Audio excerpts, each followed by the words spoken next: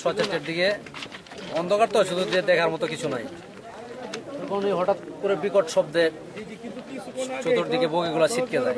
সামনে গিয়ে দেখলাম যে তিনটা বগি লাইনচ্যুত হয়ে একবারে খাদের মধ্যে পড়ে গেছে। কুমিল্লা স্টেশন থেকে ছেড়ে আইছি, আসার পরে যে এই যে মানে বিশ্ব রোড পার হওয়ার